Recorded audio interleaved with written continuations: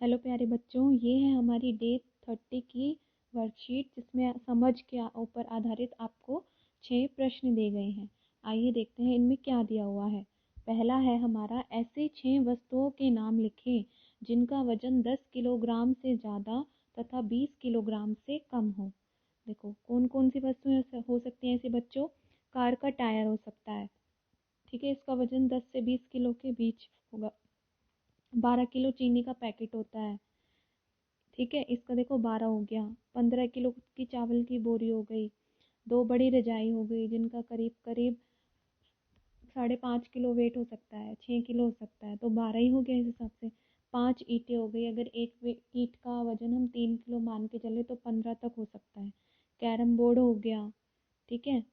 और या फिर इनके अलावा आपको अपने दिमाग में कोई और वस्तुएं ऐसे आती हैं जिनका 10 से 20 किलो से कम हो वेट, तो आप वो भी लिख सकते हो। आगे देखते हैं, चिन्हों को समझते हुए खाली बॉक्स को भरें। तो पहला है 765 में से 425 घटाना है। ये घटाओ, 5 में से 5 गए 0, 6 में से 2 गया 4, 7 में से 4 गए 3, तो कितना आएगा हमारा 340। 552 में 225 जोड़ो, 507, 507, 507 यानी 777। अगला है 525 को 62 से गुना किया हुआ है, गुना करो इसको। 5 दूनी 10, 0 यहाँ आ जाएगा 1, 2 दूनी 4 और 1 5, 5 दूनी 10, 6 पंजे 30, 0 यहाँ आ जाएगा हासिल 3, 6 दूनी 12, 3 15, 5 यहाँ से आएगा 1, 6 पंजे 30 और 1 31। इनको जोड़ो 0 5 5 2 3, 32,550। अगला है, 0 को 25 से भाग किया हुआ है। बच्चों 0 को किसी भी नंबर से भाग करते हैं तो क्या आता है 0। 25 को 625 को 25 से भाग किया हुआ है, करके देखो 625 को 25 से भाग। ये देखो ये हो गई 25 दूनी 50 हो गया। यहाँ देखो यहाँ आएगा 2 और यहाँ 6 में से 5 गए 1 और ऊपर से मैंने लिख लिया 5। 25 पंजे 125, ठीक है, तो कितना आएगा इसका 25।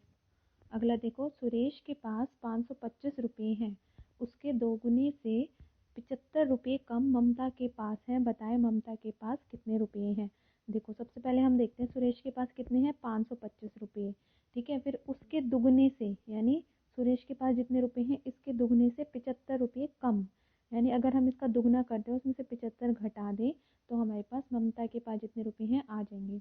तो 525 को 2 से गुना करो, 1050 आएगा, करके देखो। 5 दूनी 10, 2 दूनी 4 और 1 5, 5 दूनी 10, 1050। इसमें से 75 घटाओ, 10 में से 5 गए 5, यहाँ 4 बचेगा, 14 में से 7 गए, क्या आएगा यहाँ पे 7 और यहाँ कितना बचेगा 9, तो 975 रुपये होंगे ममता के पास। अगला देखते हैं, सुंदर ने एक दुकान से 3 शर्टें खरीदी हैं, ठीक है, प्रत्येक शर्ट की कीमत 525 रुपये है और उसे प्रत्येक शर्ट पर 25 रुपये की छूट मिली, यानी हर एक शर्ट का जितना भी मूल्य है उसमें से 25 घटा दो तो उतने रुपये की एक शर्ट मिली है उसको। बताएं सुंदर ने दुकानदार को कितने रुपये दिए, यानी जितने रुपये की शर्ट होगी उतने ही रुपये देगा, ठीक है। पहले तो हम ये देखते हैं, तीनों शर्ट जो हर एक शर्ट 525 रुपये की थी और हर शर्ट पे उसे 25 रुपये की छूट मिल रही है, इसका मतलब 500 रुपये हैं, ठीक है। तो एक शर्ट का वास्तविक मूल्य क्या हो गया 500 रुपये। तो एक शर्ट का वास्तविक मूल्य 500 रुपये हो गया, तो 3 शर्ट का कितना होगा बच्चों, 3 को 500 से गुना कर दो, कितना आएगा 1500 रुपये। इसका मतलब तो सुंदर ने दुकानदार को कितने रुपये दिए होंगे 1500 रुपये। अगला है, एक मोटर गाड़ी 3 घंटे में औसतन 120 किलोमीटर चलती है, ठीक है, बताएं 360 किलोमीटर की दूरी है मोटर गाड़ी कितनी देर में तय करेगी, ठीक है। 120 किलोमीटर का सफ़र हो रहा है 3 घंटे में, ठीक है। अगर बच्चों हमें इस तरीके के क्वेश्चन दे गए हो ना, हमारे पास 2 तरीके होते हैं। एक तरीका, पहले हम ये वाला तरीका देखते हैं जो हमने यहाँ किया हुआ है कि 120 किलोमीटर का सफ़र कितने घंटे में तय हो रहा है 3 घंटे में। तो बच्चों 1 किलोमीटर का सफ़र कैसे होगा, 3 को हम 120 से भाग करेंगे, ठीक है, 3/120 आएगा, ठीक है। अब ये बड़ी वाली चीज़ छोटी को भाग तो नहीं कर सकती, तो यहाँ पर हम अभी इसको ऐसे ही लिखे रहने देंगे। फिर जितना भी आएगा ये 1 किलोमीटर का आ गया, अब ज़्यादा के लिए निकालना है तो हम क्या करते हैं वहाँ पर गुना, ठीक है, देखो पहले हमें ज़्यादा का दिया हुआ था 3 घंटे में, 1 का निकालना, कम का निकाला है तो भाग कर दिया, फिर ज़्यादा का निकालना है फिर गुना कर दिया, तो 3/120 गुना 360, जीरो से जीरो गई। इस तरीके की ये फ्रैक्शन वाली भाग होती हैं, भिन्न वाली भाग होती हैं, आपकी क्लास में आई भी होंगी, आपको पता भी होगा। जीरो से जीरो गई, 12 एकम 12, 12 तिया 36 और 3 तिया 9, तो यहाँ पर आ गया 9 घंटे। ठीक है, एक तरीका तो हमारे पास ये है।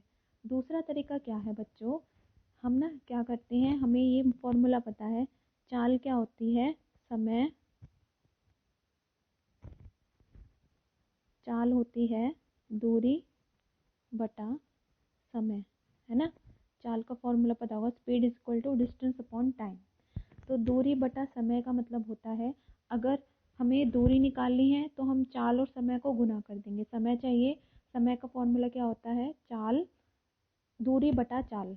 ठीक है, अब इसी में अगर हम समय को चाल को लेके चले कि डिस्टेंस अपॉन टाइम, दूरी बटा समय, तो यहाँ पर पहले हम अपनी चाल निकालेंगे, मोटर गाड़ी की चाल की 3 घंटे में 120 चले, यानी 120/3 कर लेंगे। ठीक है, उससे कितना आएगा, ये हमने स्पीड निकालनी, कितनी आ जाएगी 40। फिर हम ये देखेंगे 360 किलोमीटर है, अब यहाँ पर हमें दूरी बताई हुई है, चाल पता लग गई, तो हमें क्या निकालना है, समय निकालना है। समय कैसे निकालते हैं, दूरी बटा चाल, तो यहाँ पर भी कितना आएगा, 9 घंटे आ जाएगा। दो तरीके हैं, एक तो चाल के फॉर्मूले से करो या फिर इस फॉर्मूले से करो। छठा है, 62,579 में कौन सी छोटी से छोटी संख्या घटाएं जिससे में संख्या 12 से पूरा पूरा विभाजित हो जाए। ये देखो, हमें 62,579 को 12 से भाग करना है। अगर ऐसा कोई भी क्वेश्चन आए तो उसमें ना हम क्या करते हैं, इस संख्या को पहले भाग करते हैं, 12 पंजे 60, तो यहाँ 2 बचा 5, 12 दूनी 24, ये हो जाएगा 1, ऊपर से उतर आएगा 18, 18 आ गया। अब ये देखो 12 एकम 12, तो यहाँ पर 2 आ जाएगा, 8 में से 2 गए 6, और ऊपर से उतार लिया 9। ठीक है, अब 12 पंजे 60, 60 चला गया, यहाँ पर कितना बचेगा 9। यानी अगर ये 9 नहीं होता, यहाँ पर इसमें 9 नहीं होता तो क्या होता, हमारे 60 पे पूरा चला जाता। तो हम अब भाग करके देखते हैं, जो भी हमारा शेष बचता है ना, रिमाइंडर बचता है, इसका मतलब वो संख्या ऐसी होती है कि हम उसको घटा देना चाहिए। अब 62,579 में से आप 9 घटा के देखो, 80, 80 हो जाएगा और ये पूरा पूरा भाग हो जाएगा। तो यानी हमें कितने, इसका उत्तर क्या होगा 9, यानी हमें 9 घटाना है। 9 ऐसी छोटी से छोटी संख्या है जिससे कि है पूरा का पूरा विभाजित हो जाएगा। आशा करती हूँ आपको आज की वर्कशीट समझ में आई होगी, और जहाँ कहीं पर भी दिक्कत हो आप हमें कमेंट बॉक्स में कमेंट कीजिएगा। Thank you.